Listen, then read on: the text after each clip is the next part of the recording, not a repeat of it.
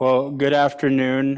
For those of you who don't know me, my name is Gunalchéesh, Richard Peterson, and I'm the president of Tlingit and Haida.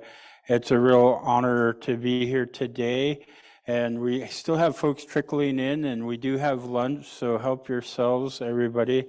And we do have folks tuning in on Facebook Live, and so we're excited today to have this topic of the Alaska Marine Highway system, which of course is the lifeblood to us here in Southeast Alaska. But I would say it's a lifeblood to a lot of Alaska, honestly. You know, the interior and South Central also greatly utilize the ferry system. And we've grown concerned about the ferry system or the lack of dependable schedule over the last, I would say, decade or more. Growing up on Prince of Wales Island, like I did, we had pretty consistent ferry service throughout Southeast, and many of us traveled as a young man. I traveled from community to community for sporting events and academic events and cultural events, and we're finding that harder and harder to accomplish now. And we're going to have, I think, hopefully a robust conversation today where we can talk about where we're at with the Marine Highway System. And I'm really pleased to have our commissioner and our deputy commissioner here today with us. Ryan Anderson is the new commissioner for DOT, and Catherine Keith is the new deputy commissioner.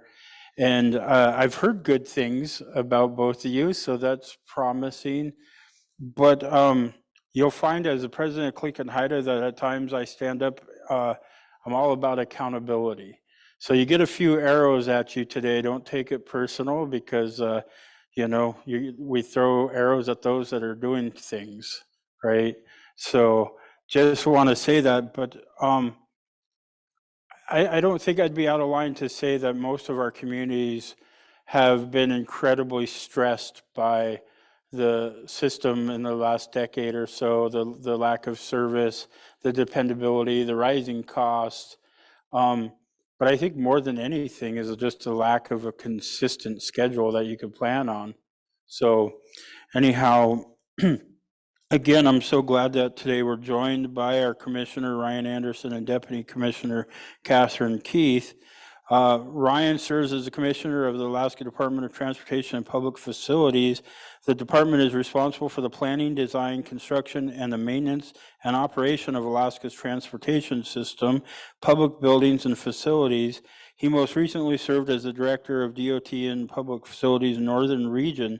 Since moving to Alaska in 1993 to attend the University of Alaska Fairbanks, Anderson has worked both in mining and transportation, with his transportation career beginning in 2000 as an entry-level engineer for DOT and PF.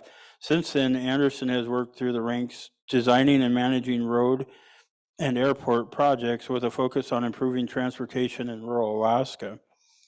Catherine Keith is a deputy commissioner for the Alaska Department of Transportation and Public Facilities. Keith has worked more than 20 years of experience working in rural Alaska and previously worked on projects in energy storage and distribution, transportation, ferry electrification, and strategic planning. She joined the department in 2021 as the change management director after a career as a consultant. Keith is a certified project management professional and agile practitioner. She works with cross-functional interdisciplinary teams on initiatives such as the Sustainable Transportation and Energy Program, agile project delivery and multimodal transportation, charting the course, reimagining the Alaska Marine Highway System, and new ways of working in dynamic environment. I want to go back just a little bit, and again, the mission of the department is to keep Alaska moving through service and infrastructure. But I think you would find with many of our rural communities have little or no service. It's troubling and unacceptable to underserve our small communities of Alaska. I think often growing up in rural Alaska, I felt very frustrated that oftentimes when people refer to rural Alaska, they do it in like we're poor or disadvantaged. And I've always rebuked that. I've always felt like coming from the village, coming from my cultural background, I come from one of the richest histories in the world. I think really where we struggle is that we've been made dependent on a system that, quite frankly, currently fails us. You know, so I just want to put that out there, because as the president of Click and Haida, I think almost daily I have citizens, tribal citizens, coming to me and pleading that for us to do something to improve the ferry service for our communities. Oftentimes just have nowhere to turn, feel like they go unheard when going to their state legislature or the governor or frankly the DOT. And the communities of Southeast depend upon and deserve consistent ferry system year-round. When air transportation is not available due to weather, the Alaska Marine Highway System is the only means of transporting people, mail, freight, and produce. Many of our elders are patients traveling from the villages to large cities for health care that are unable to board the small planes or to rely on a consistent ferry service to meet their health care needs. Our people are having to wait months to be able to bring their deceased loved ones home due to little to no ferry service. And frankly, this is unacceptable. You know, we live in Alaska, a resource state, one that we see our country greatly benefiting of. And, you know, I always point out, our resources aren't mined, logged, drilled for, pumped in Anchorage, Fairbanks, or Juneau. It comes from rural Alaska. And so we really need to see that investment back into the infrastructure of rural Alaska so the people of rural Alaska can live healthy and prosperous lives just like anybody else is afforded. So when I think about this, and you have a community, and I'll just throw it out there like Cake, who might not have any service for months at a time, I can't imagine a legislator that utilizes the Glen Highway saying, you know, that their road to Palmer was cut off for 2 months at a time. And I think people need to remember the Marine Highway, it's in its name, it's a highway, it's our highway, and it's really truly life and death for us as we see a unsettling trend of out-migration from our communities. I have to attribute part of it to transportation, the lack of transportation, dependable transportation. So, and I think all we're asking for really is parity. We want the same opportunities, the same ability to access, to leave, to utilize healthcare systems and anything else that anyone living in Anchorage or the Mat-Su Valley or Fairbanks do. So I'll again, thank you for coming to share information and update our citizens on the Alaska Marine Highway. Commissioner and Deputy Commissioner, if you don't mind, I'll go through a list of some questions and then I'll leave for you to make any comments after, and then we'll turn to our audience for questions and those online. So Commissioner, Deputy Commissioner, to get us started, can you each take a moment to talk about your role within the DOT and your perspective on our Alaska Marine Highway System? Yeah, is this working? Here, let me see. It might need to be slid on. Let's see. Can you hear me now? Try again. Let's try this. Okay. Oh, I think I got it. Okay. Well, thank you, Richard, and thank you, everyone at the forum today. We really appreciate the opportunity to be here and to listen to the questions and to hear, you know, the concerns. That's really why we're here today, and to talk about the Marine Highway System and where we're headed. So in regards to the first question, so my name is Ryan Anderson. I'm the Commissioner of the Alaska Department of Transportation Public Facilities. I was appointed on September 3rd, 2021. And it's been a real learning experience for me. My background was mostly working up north out of Fairbanks. You know, we would cover all the rural areas down the YK Delta. We would go up through Nome, Kotz, over to Barrow, and then down to the Canadian border and down to Valdez on that side too. So it was a really big area that we would cover. And I had a lot of opportunities to go out and work in the rural areas, typically working on infrastructure projects, things like airports, which are so critical in those areas, as well as shoreside infrastructure in some locations too.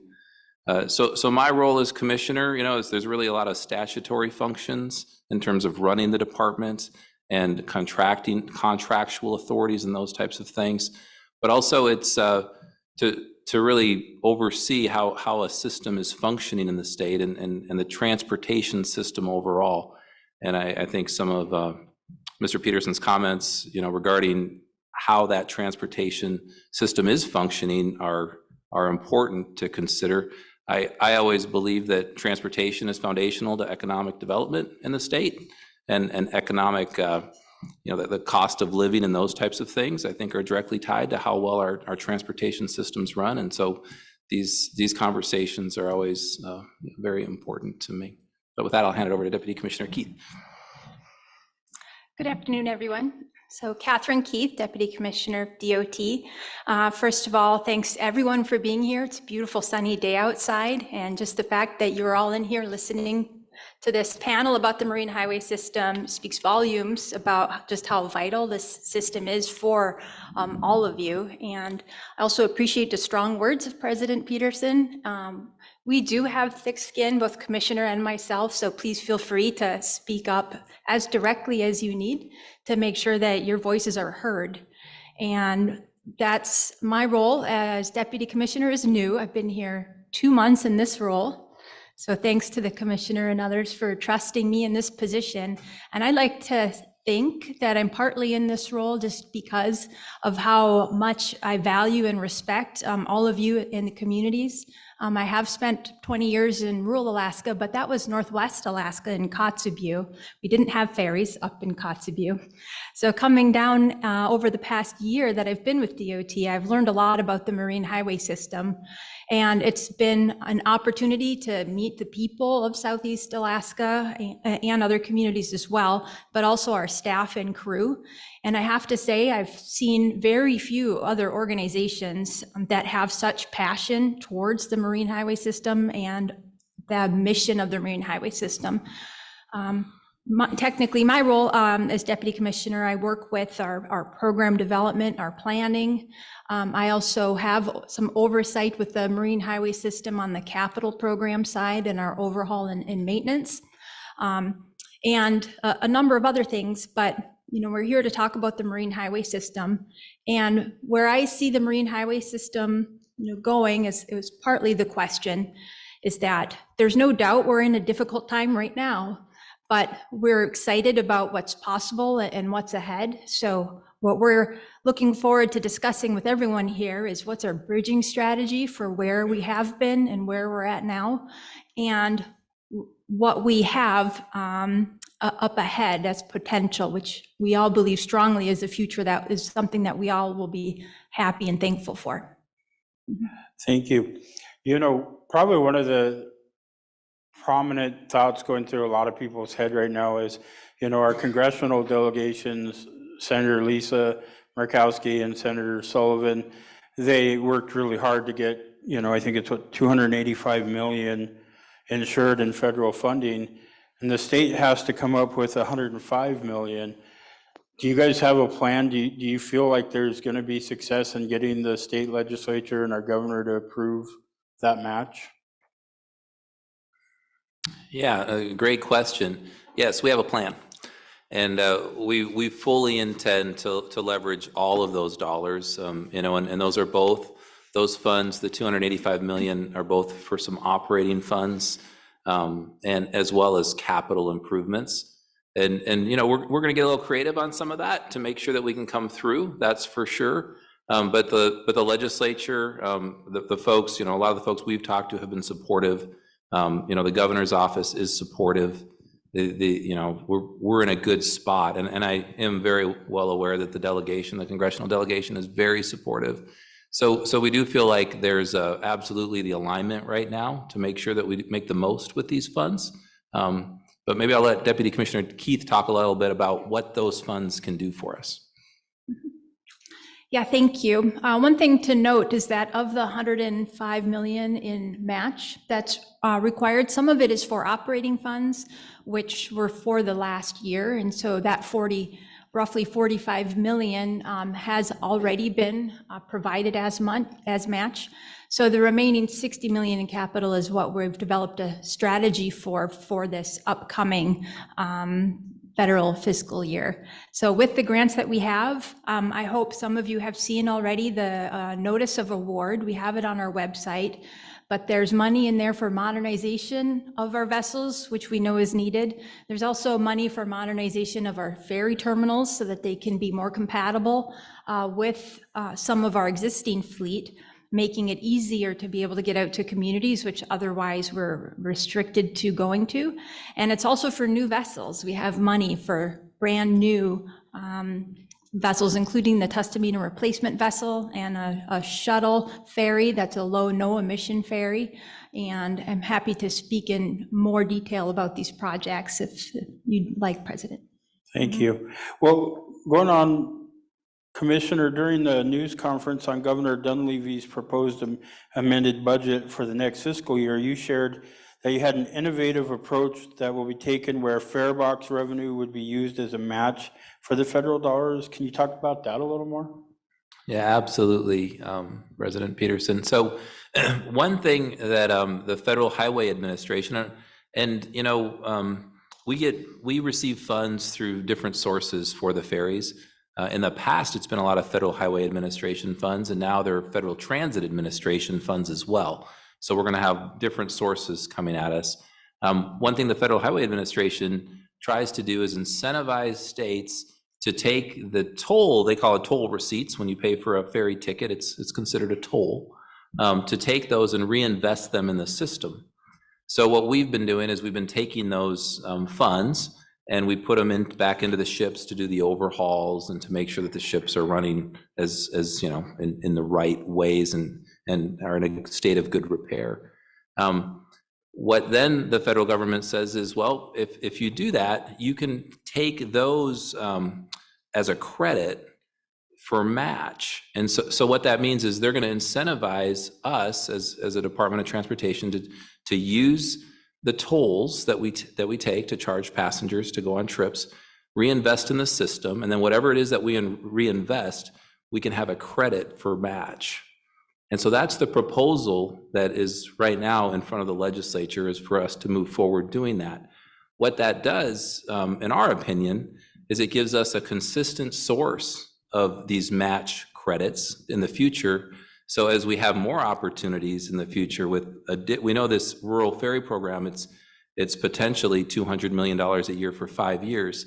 It would provide us a consistent source of match as we move forward, and we wouldn't have quite so many debates every year. So that's the thought process right now and the proposal that's in front of everybody.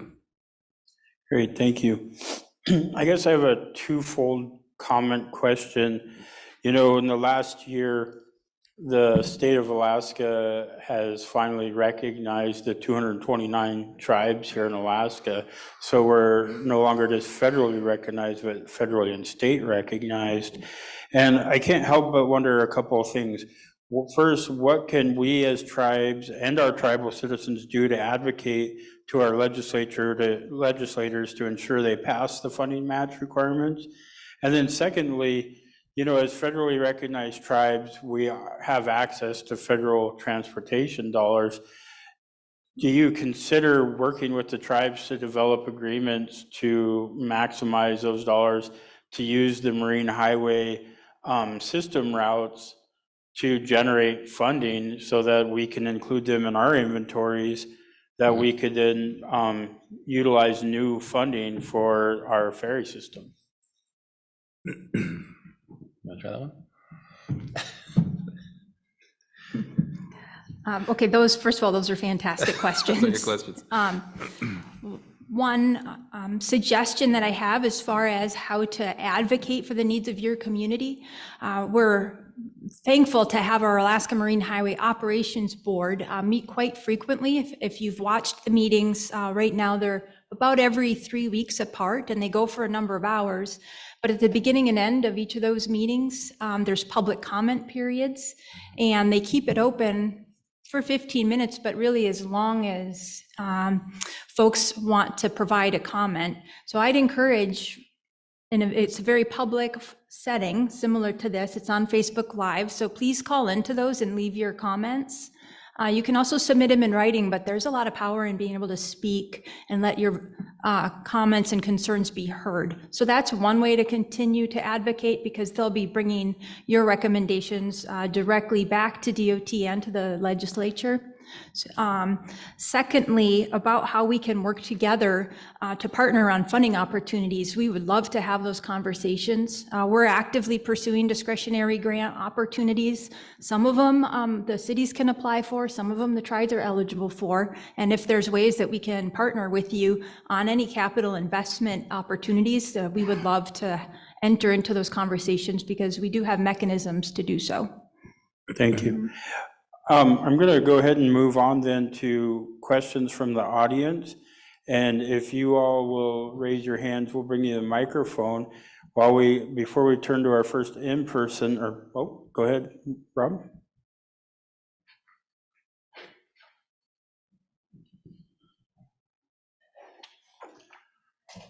Thank you.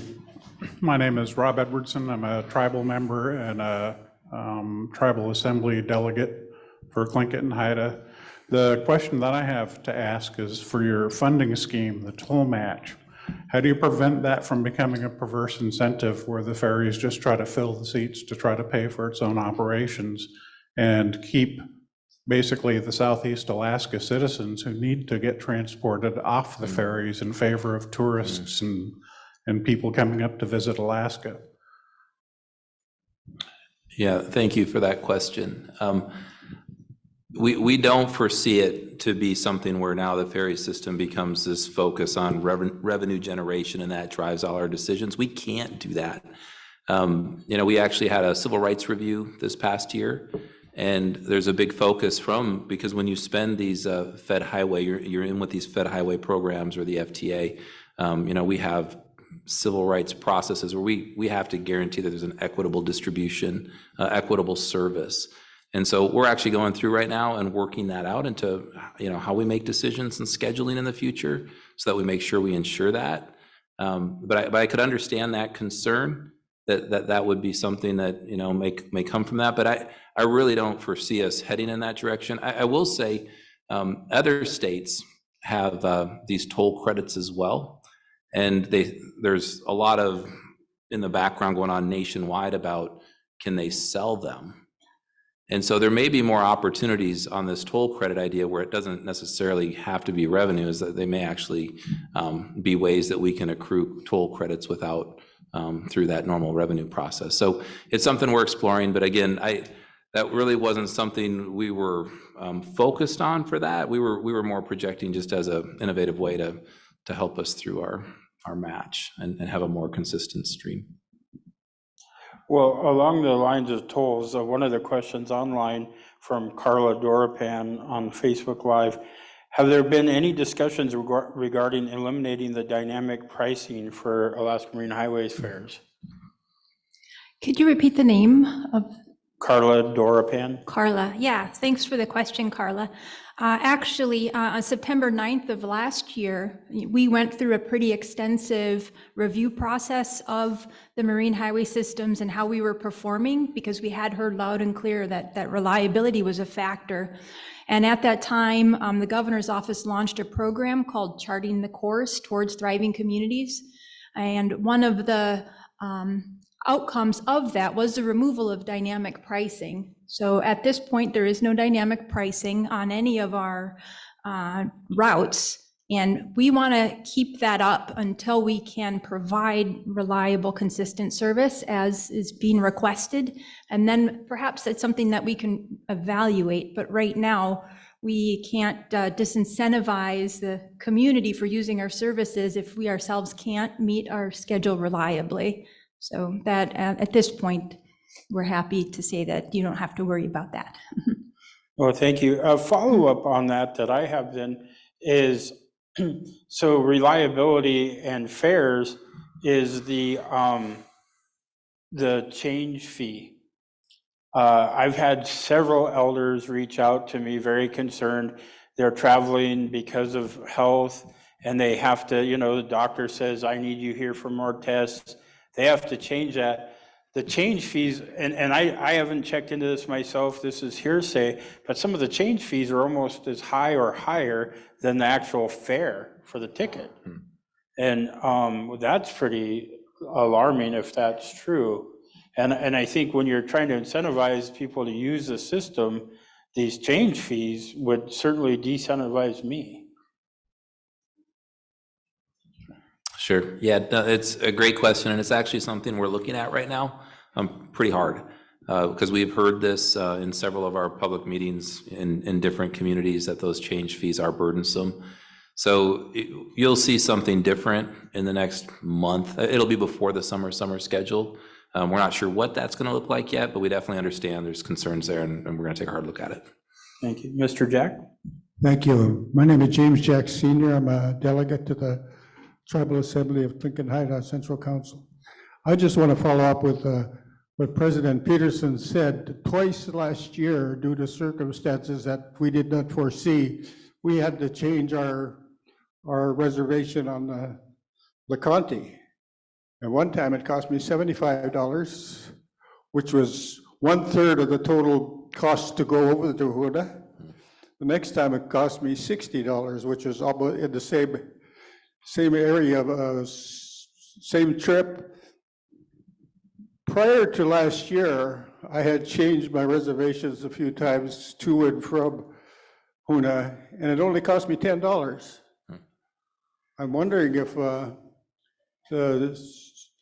Alaska Marine Highway System is in there making money, trying to make money as opposed to providing a service to the citizens of Alaska.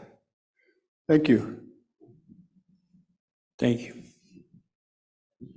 One of the online questions we have is in response to your Ms. Keith's comment about the Transportation Committee. How does one become a committee member, and are community citizens allowed to be on that?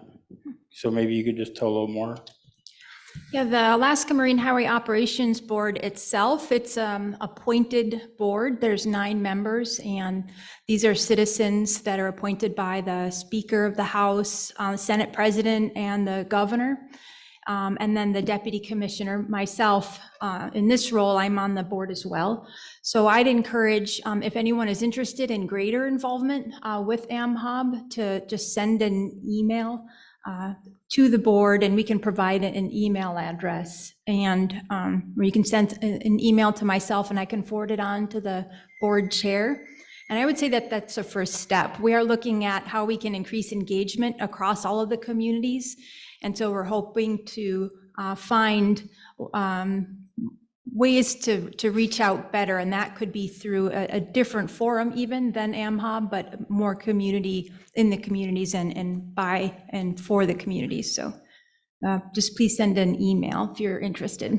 I'm resisting the urge to be snarky, but I got to ask the question, how many are from Southeast Alaska on this committee? Yeah, so Norm would be from Pelican, and we have 1 member from Petersburg. We have a number from, now you're stretching my memory at the moment, but I would say there's a half of them are from Southeast and not in Juneau. Thank you. Sarah has another question. Thanks. My name is Lauren Jones. I'm a longtime resident here in Juneau and former assembly member. When you're talking about spending a lot of money on infrastructure, both repairs for ferry terminals and purchasing vessels, and I'm not as familiar as I was years ago, but DOT had planned or had on sort of scoping documents where a lot of the ferries would go from port A to port B, and then somebody would have to drive on a road to port C and get on a different ferry. And for my family, my wife used to take breaks and she would get on the ferry in Juneau, and one of our kids, and she'd ride all the way to catch a can and come all the way back and never have a car. That was just a getaway. But if somebody had to get on a ferry and catch a can with a car, go someplace, get off, drive 20 miles, get on another ferry to move around the system, that's a different thing than if you have a vessel that goes the whole route and or vessels. And so if you're going to invest in something that's going to last 40 years, 50 years, a vessel, are you still sort of sticking to that plan, or are you looking at what it used to be in terms of a vessel would go all of the route and all the way back in most of the ports? So it's kind of a wonky policy question, but that's sort of what I've dealt with. And so it just seems to me that if you're going to make that kind of investment, you really need to understand what vessels you need and what you're going to have to do. So thanks. Yeah, I can take the first stab at that question. It's an excellent one, so thank you for it. We do have this great opportunity with what's likely to be $1 billion in infrastructure investment into the marine highway system over the next 4 or 5 years. So we definitely want to be looking at that, at the policy of what the marine highway system looks like. There's a couple of planning efforts that are just now kicking off. That's both the Southeast Alaska plan, and there's also area plans with Southwest and Prince William Sound as well. Those will be going on in tandem or in parallel with the Alaska Marine Highway Long Range Transportation Plan. So with this first round of funding, we were pretty fortunate because we knew that a Tustamina replacement vessel was needed, and we also knew there were some major capital improvement projects that were needed for our fleet. And so moving forward into the next years, though, those are questions that I think we do want to step back at and evaluate. And so I won't be answering the question about policy. However, I will be saying that that is the focus of the AMHA board and these long-range transportation planning efforts, to just look at those and what's possible, what's the system going to be needing in the next 20 years versus how it has been operating. It may be different. So I don't know that we have the answer to those questions, but at least we do know in the upcoming years, we are in the middle of a big investment with the Tustamina replacement. So our capital decisions are for that vessel are pretty clear, but we need to look at what's next now. Commissioner, any follow-up? Yeah, I would just say, one thing we have learned, and I'm learning a lot about the marine highway system, a person from Fairbanks, but that's what's really we're struggling with right now with reliability is the inability of some of our ships to go to certain docks. And when we have an ability to look at a system and say, we can take a vessel, maybe a vessel, we have more frequent outages, where vessels have to go in for repairs longer.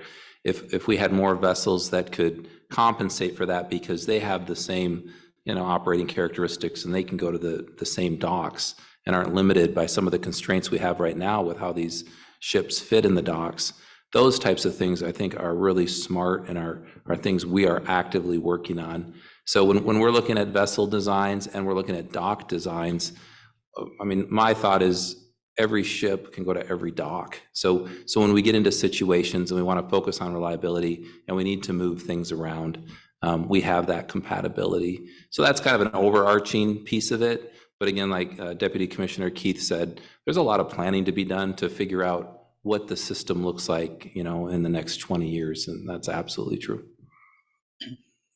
So I'm going over some of the questions online, and a lot of them, I'm going to paraphrase. People are very concerned about the high mortgage rates for dry docking. And honestly, my father just retired here in December after 20 years on the marine highway system. And we know that we spend an exorbitant amount of money to dry dock and mothball ships, where I almost think, why don't you just spend that money on operating them and staffing and providing, if you're already going to lose the money to dry dock them, put them in operation, for crying out loud. I find it kind of incredulous that we'd pay more money to mothball them than we would to serve a community that's going to go months without service. Yeah, thank you to everyone asking those questions. Those are also very excellent. We are evaluating, and we actually hired a firm over the past 6 months to evaluate our shipyard practices just for those exact things. You know, are we reducing our time on the dry dock as much as possible, or are there things that we could do better to reduce that time to get our vessels in and out of the yards quicker? And the answer came back that yes, there's a number of things that we could be doing with advanced planning, so that instead of a 4-month yard period, perhaps it could be 1 or 2 if we were able to find ways to procure parts early enough in advance, and then that gets them back out and in revenue status, to your point.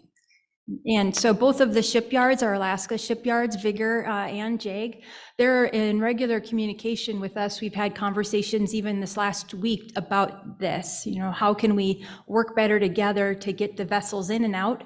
The outstanding capital maintenance needs of these vessels is very big. It's about $140 million of work that needs to be done. So our shipyards are eager to help us with that and do as much as we can with the dry docking timeframes that we have.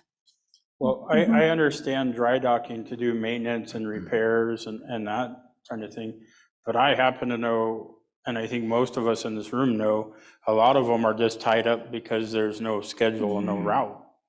I'd rather see you operate a schedule and a route at a loss and build up than mothball them and just lose money, you know? Yeah. And right now, you guys are hurting like most people are in trying to recruit staffing. Well, why would I go to work for a system that's gonna be down half the year? And that's the frustration I heard very firsthand, again, from my own father. You just, you know, it's kind of crazy. And I feel like I'm just gonna sound like a smart ass up here all day, but you guys could pay me a whole lot less and I could have told you the same thing. So I think we want to see common sense operation of our marine highway, I think. Yeah. And, you know, you have to build dependability and reliability for our communities. Most people want to use the ferry but are afraid to make reservations because it's not a dependable schedule to get home. Mm-hmm. And I think that's something that people, and, you know, I think there's something else I want to give some credit. You know, a couple of months ago, one of the ferries, I don't know what the issue was, broke down. 6 a.m. I started getting calls from folks in the community. Hey, we're stuck, and they're told us there's no return ferry until February, and this was December, early January. I called the governor's office, and lo and behold, they were able to fix the problem and get a boat there a few days later. Not perfect, but better than months. So again, I think it comes down to common sense stuff. And I don't know, I worry when we depend on government and bureaucracy, when we just need common sense, doesn't seem like the right answer. No, thank you, President Peterson. Yeah, there's no doubt we have a lot of challenges at the Marine Highway system right now. The crewing of the vessels is a real challenge we're going through right now. Just for the 2023 summer schedule, you know, we had to look pretty hard at how we could service communities when we had a loss of skilled workers that are required to run these ships, and we aren't able to crew the Kennecott in the summer 2023 schedule because we just don't have the skilled workers to do it. We're taking a lot of action right now in terms of outreach. We're hitting the high schools, we're hitting the maritime academies, we're just running all the links, you know, to try to recruit people to build up our crews so we can run these ships. And as soon as we have hired those people, we're getting our schedules lined up so we can put the ships back in service. So it's a nationwide challenge. I mean, we're competing with maritime industry throughout the country for these people. You know, we've done the things like the $5,000 recruitment incentive for people that sign up. We're trying to work through some more incentive type programs here over the next 2 months to see if that could help as well. But really, when you see ships tied up, well, there's 2 reasons we could be tying up a ship. One, like in the Kennecott case, is because we don't have the crew. When you see the Matanuska tied up, well, again, we don't have the crew to run that one either, but there's also some repairs that are needed that we're working through for that ship to run again as well. So really that's what's going on now. We do want to hear about when there's outages, with an active ship. There's reasons for that too. I mean, we do have things that go wrong on ships, and that causes delays, and we don't want to leave anybody stranded, that's for sure. And so we do appreciate the calls and letting us know however you want to do that. But there are times right now, because we're so tight on crew, we don't have the reliefs. So we have people that are working on some of these vessels like the Testamina, they'll just work straight for like 3 months. And they're doing that because they care about the system and they really want to make sure that they can provide, they know how important that service is. But we don't even have the people to give them a break. And so when we do have things happen, maybe it's COVID or something else, and we lose some people, at times last summer, we had to tie the Testamina up just because of that. We have very stringent requirements from the Coast Guard on who has to be on that ship to make it run. And so if we can't meet those requirements, we can't run this ship. Sir? Aloha. Just recently, I was one of the ones stranded in Cake, and I had to make other arrangements with Alaska Marine Line to bring my car back. A catamaran just doesn't have space for cars.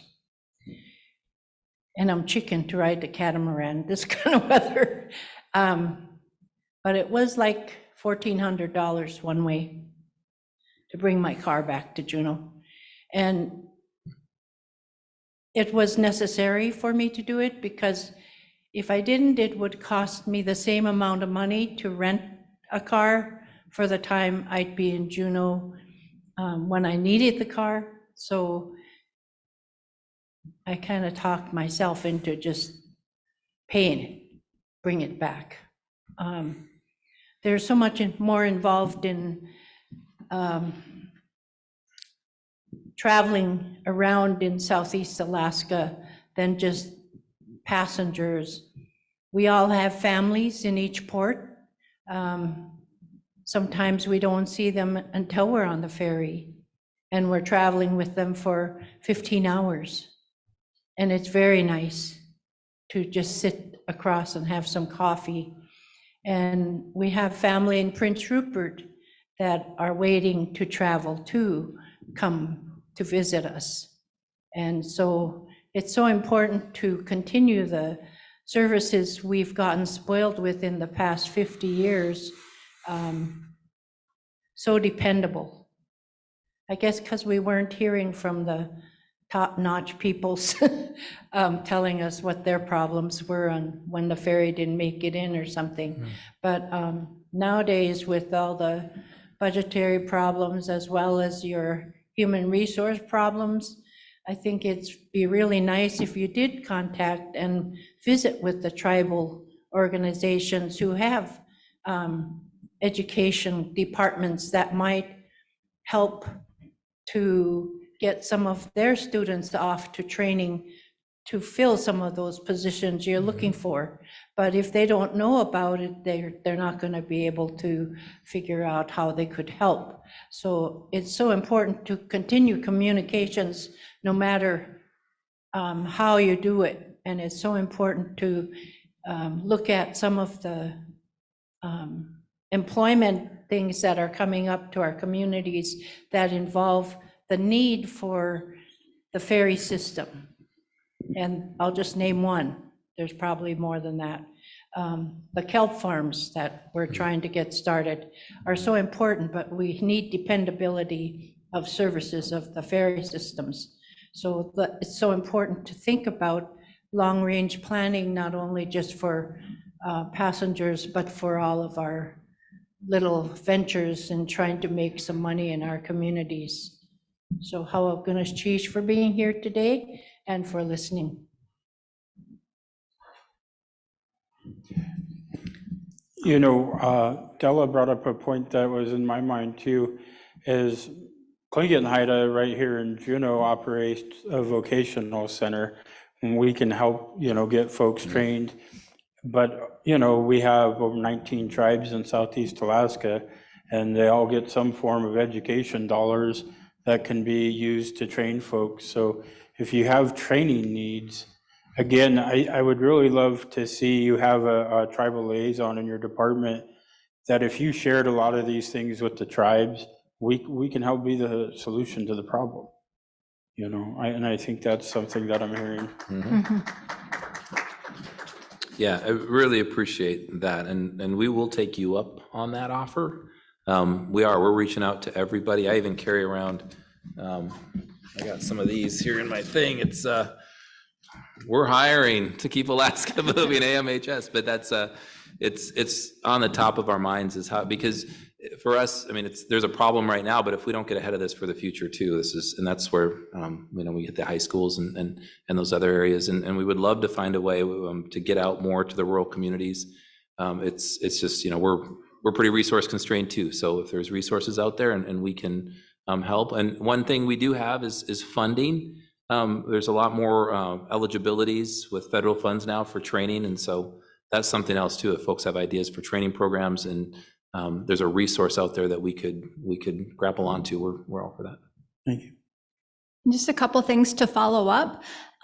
We're trying to make it easier for people to get hired with the Marine Highway System. And so we've identified a number of obstacles that we've had up until now with getting hired. One example is it takes a long time for somebody that's entry level to go through their credential process. Sometimes it's 4 to 6 months. And also, once people even get on board, they're not sure if this is what they wanted to do in the first place, because it's a new lifestyle for some people. So we have begun or we're working on an onboarding program so we can hire people as soon as they express interest and have a couple pieces of paperwork submitted, their TWIC card. We'd like to get people there in Ketchikan and go through some training, 2 or 3 months to walk through different aspects of the Marine Highway System, what it's like in the engine room, on the deck, what's it like in passenger services, and then that way they get to be experienced and very well trained even before their first day on the job technically. So that's one thing. We look forward to sharing more about that in the upcoming months, but we're hopeful that by changing a few of our practices, we can make it easier for folks in rural Alaska to come experience what it's like to work in the Marine Highway System. And we'd like to share some more of those materials with you as you go forward.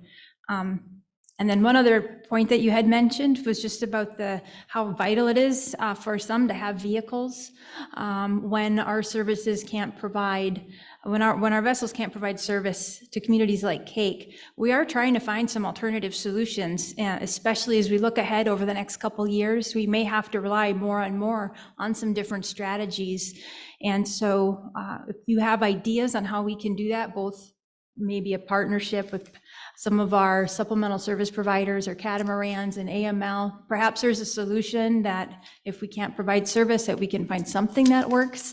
And I think that's where having this dialogue continue on from here would be really helpful for us, because we want to provide solutions that actually work. And having your feedback on that is important. Thank you, Sarah. Good afternoon. My name is Catherine Eldemar, and I'm a tribal member. Thank you both, Commissioner Anderson and Deputy Commissioner Keith, for being present here today and fielding questions. Appreciate your presentation. As you've noted from the conversation, clearly the Alaska Marine Highway is an essential part of our commerce, our access to healthcare, et cetera, for people in Southeast. We do require reliable transportation. And prior to statehood, we were kind of struggling as trying to fulfill these needs here in Southeast. Many of these communities don't have access by bridge or by road, and the Marine Highway is in fact a highway. I'm going to go back to your earlier part of your presentation, the toll credits.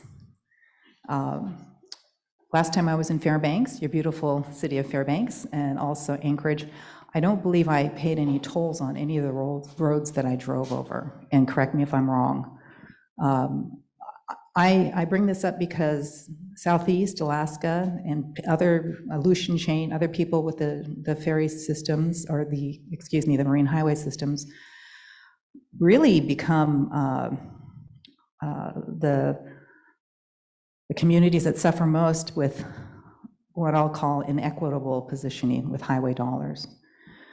I don't have a solution for you, but I'm hoping that you have thought about and are implementing a strategy to change that thinking. In Southeast Alaska, in the Aleutians, et cetera, this isn't a resort where people can just go and drive across a bridge and they have an option of a ferry. No, these are, in fact, our highways. And it seems to be falling on deaf ears in DC, and maybe Congress needs to be educated a bit. So I'm hoping you guys have a plan to explain that everybody else in the lower 48 can charge tolls for their ferries systems, but ours is an Alaska Marine Highway. And if you're not mandating tolls in Anchorage and Fairbanks and other places, why in heaven's name are you imposing the toll requirement here in Southeast Alaska? And like I said, the Aleutians and other places. So those are my comments. I think it's important that we have equity in our systems. This one seems to scream inequity, and it might be inconsistent with the civil rights issues where you're talking about an equitable distribution and equitable service. Thank you very much. Yeah, no, I appreciate that. And yeah, I'm not aware of any tolls in Fairbanks. The other places in Alaska where there are tolls, the only other place I know is the Whittier Tunnel. That's a tolled facility, and typically tolls are utilized in areas where there's only so much budget to put towards a transportation facility, so the remainder is made up from those types of revenue. It's a really good question and thought. On some of the capital programs with the rural ferry programs, we actually asked, because we felt it's the Alaska Marine Highway System and it is part of the National Highway System Network, that the capital funds should be 100% participating, that there shouldn't be any match.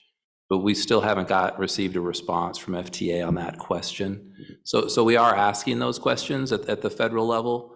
And then when it comes to our own system, the legislature, of course, provides us our additional funds to keep the Marine Highway System going, that works, in conjunction with the revenue that we receive through the fares on that. So, yeah, no, I appreciate the question. So kind of getting near the end of this, there's multiple questions online, and I see our friends, from Gold Belt here in the room who have stepped up to answer some of these problems with their own vessels. Allen Marine has done the same thing. Unfortunately, they're all passenger-only vessels, so you see the issue of having to abandon vehicles or pay exorbitant costs to transport them on the barge. But several folks online have asked, are you looking at privatization of the Marine Highway as a part of any solution?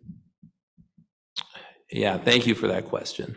No, I mean, that right now the Marine Highway System exists, and when we supplement services, whether it's Gold Belt or Allen Marine, it's because we can't provide that service due to a ship being down or the crew shortages.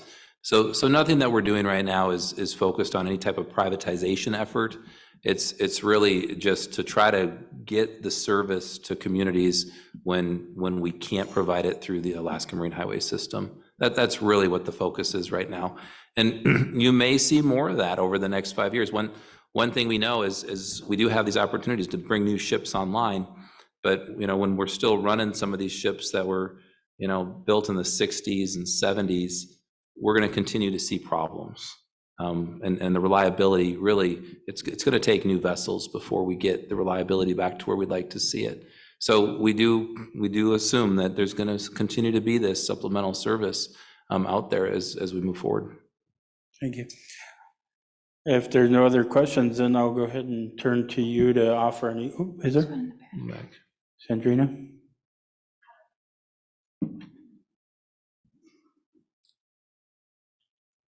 Hi, my name is Sandrina, and I just wanted to make a comment and have a quick question.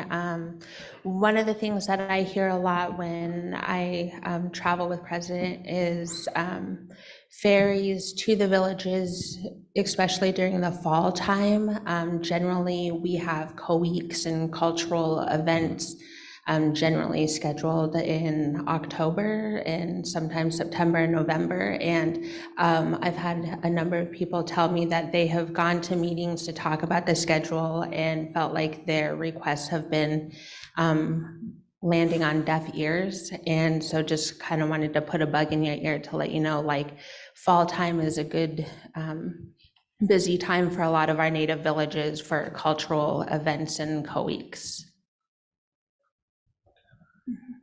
Yeah, thank you for that comment. Being able to better capture all of the community events in the region is something that we are working on. We've tried a couple of strategies in the winter schedule and this proposed summer schedule to do so. And I think the number of events is staggering. It's exciting how many things are going on. And there may be close to somewhere between 50 and 75 events that we're working on for the summer. So what we can do is ask, it would be great to come back and just for some regular updates and conversations about this moving forward, so we can understand better, what your key events are and how we can accommodate those. Working the schedule is definitely a nuanced process, but knowing as far in advance as possible is what's coming up ahead is how we can best be prepared for that. So sorry, it hasn't been always a good back and forth dialogue about the needs, but we can be sure to do our best to capture them moving forward. Mm-hmm. Thank you, President Peterson and Commissioner, Deputy Commissioner. One more question, and I'm bringing it up because I think the Deputy Commissioner brought up that these are challenging times for the ferry system. Keep in mind that we live here, and the ferry system has been part of our lives since before we were alive for a lot of us. And the thing that we know as AMHS watchers is DOT over the years created this problem. It didn't do life cycle management for the ferries, it deferred maintenance, and it created the emergency that we're now blaming for not having transportation, not having equity in Southeast Alaska. What are you gonna do to make sure that doesn't happen again? The other thing I'll say is about the crews. You're not gonna replace those.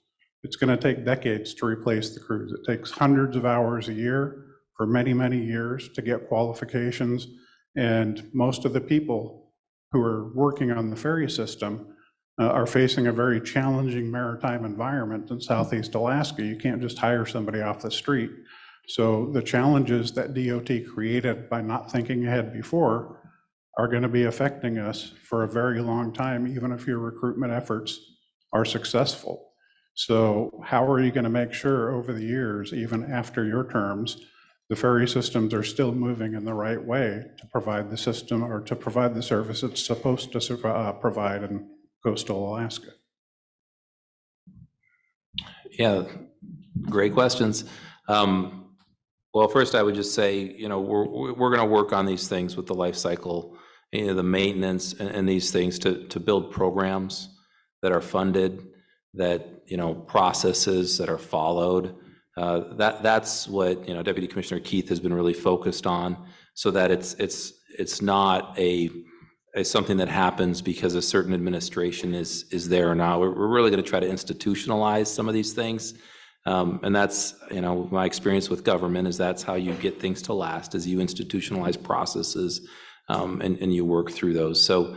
There's always, I've learned a lot over the past year and a half that the Marine Highway System, there's a lot of opinions and there's a lot of push and pull on it from across the board. And so that's something I think that is something to learn from and we continue. But I think institutionalizing processes is important. And yeah, I believe you're right with the crewing. It's tough. We want to keep our experienced crew that are there now. And so we're trying to come up with ways to do that. We did get through our union negotiations with all three maritime unions, so that's a positive, and we're moving forward on that. But yeah, there's a lot of good challenges there, and I don't think we can guarantee anything at this point. But we are working real hard to try to make some improvements, and I'll let Deputy Commissioner Keith. Yeah, just one further comment on that, and I think, President, you brought it up in your opening comments about accountability. So I would say, the crew and the fleet condition, those are two pillars right now that keep the marine highway system going, and the pillars are a little shaken right now. So we're working on our measurement of those items. What are the metrics that'll let us know if we're improving or if we're slipping? And these are metrics that we've been working to post and send out on emails, and we'll continue to find better ways to provide and share these metrics with all of you. They may not show progress sometimes, and that's always frustrating for all of us, but we do want to be transparent so you can be a part of the conversation with us on some of these things, which are going to take a while and are a little bit challenging. At least we can all be looking at the same information, and you kind of see where we're at on making progress on some of these areas. Thank you. Do you want to make any closing comments? Oh, go ahead, Sarah. This will be the last question. I've been listening to you guys talk about how you're learning and how this has been a great learning experience. I just have one question for you. Have you ridden any of our ferries? Very nice question. Yes. We've been, let's see, for myself, I was able to go on the Tustumena. I have been on the Kennecott. I've been on the Taslina. I've been on the Hubbard several times, but that hasn't actually been underway. Let's see. So yes, I am making a concerted effort to make sure I can get on the ships. The Matanuska was another one, and talk to the crew. Typically, for some reason, that means you're down in the engine room. I'm not sure why that's where we end up, but that's usually where we end up. But we're having those conversations. Yeah.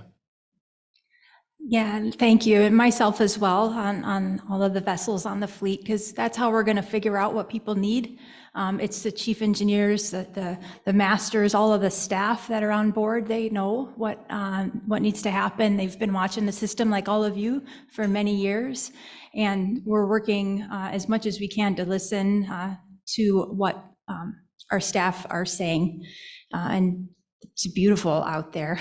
We go to some amazing places as part of our ferry system. And I think, perhaps as a closing comment, that's one thing I can mention. Right now, this is Iditarod time, right? So all the dogs took off this last week. They're going to go 1,000 miles. And the only way that they're going to make it all the way to Nome is by being a team. So when you look at an Iditarod team, and I used to race, so I can speak a lot to what it takes to take a team from the start to the finish. And it's a lot of hard work, and it's a lot of preparation that goes into it. Everyone pulling together in the same direction. And I think that's how we have to look at the marine highway system right now, is we have to be a team. And that's everyone here in the room. It's the state, it's our AMHA board, it's the legislature, it's our private partners. Everyone really has to pull together right now if we want to make it to Nome. And we all know we're going to get there, but it's going to be a so much better process if we can work together. So just thanks for this conversation. Please continue to bring us your ideas, what you need. Keep advocating for your communities and every opportunity you have. And I can promise you that we're just going to hunker down and work alongside you to make that possible. So thank you. Commissioner?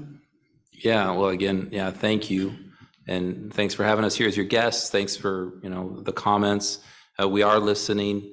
There's no doubt there's a lot of challenges for the Alaska Marine Highway System out there, and we recognize that. I think, what we can commit to is hard work and not being scared of trying some new things. And I think if you look at, the things that we're trying to do right now, we're out there, trying some new things. And that means, from my perspective, we try things. Sometimes we're successful, sometimes we're not. If we're not, we learn from them.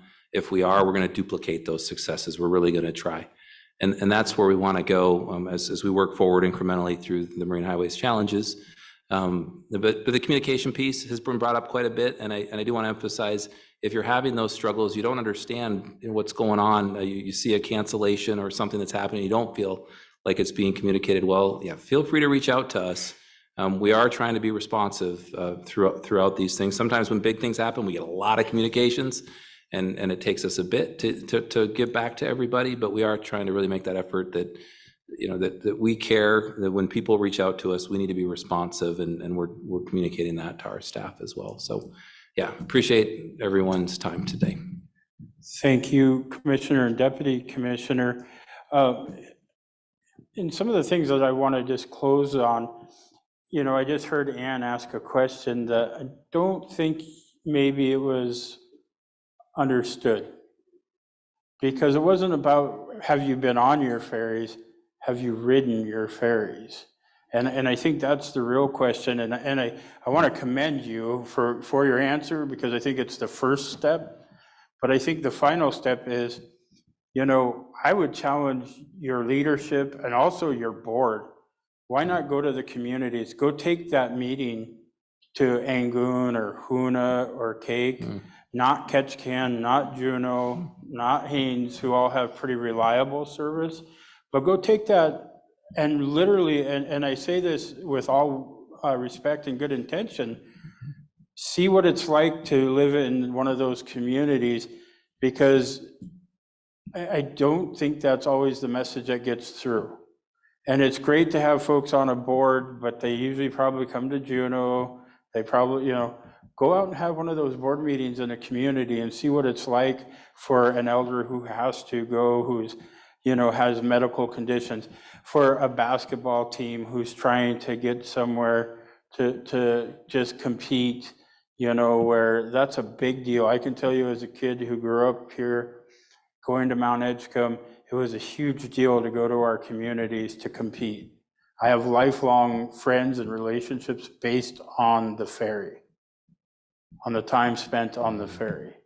So when you hear how passionate we are about the ferry, and we can go over the medical needs and all the needs, it's a system that we've been conditioned to rely upon. For, like Rob said, this problem was created by the system. It wasn't something we created. And I think if you want to see your way out of it, just like anything else, when you're having hard times, you don't cut your way out of a problem. You build and grow your way out of a problem. If we had a reliable system and service that we could utilize, we would, and you would see your fares go up. I remember in the 80s and 90s, the Alaska Marine Highway System Administrative Office was about 9 people. How many is it now? Hundreds? I think that's where the wrong money is being spent. And operate the system. I think that's my hope for you today, that you take away, operate the system. And the other problems really are born out of a lack of a dependable schedule. I really believe that with my whole heart. If you develop a dependable schedule, we will use it. So again, I thank you for coming today, for sharing with us, for being a guest in our home. And so we hope that you'll come back. We hope that you'll take us up on some of our offers. Work with the tribes, not just Tlingit and Haida, but all the tribes. Go hear from the Angoon Community Association. Go hear from the Organized Village of Cake, Hoona Indian Association. They know better than anybody in this room the issues in their communities. And some of these people in the room are from those communities, so sorry, I know you know. But I think the answers are here if we work together. I really believe that, and I don't think I'm naive in that. But I don't think I'm naive when I say if you build it, they will come.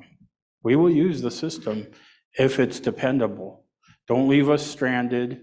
Don't leave us having to pay exorbitant fees to get our vehicles back if a breakdown happens.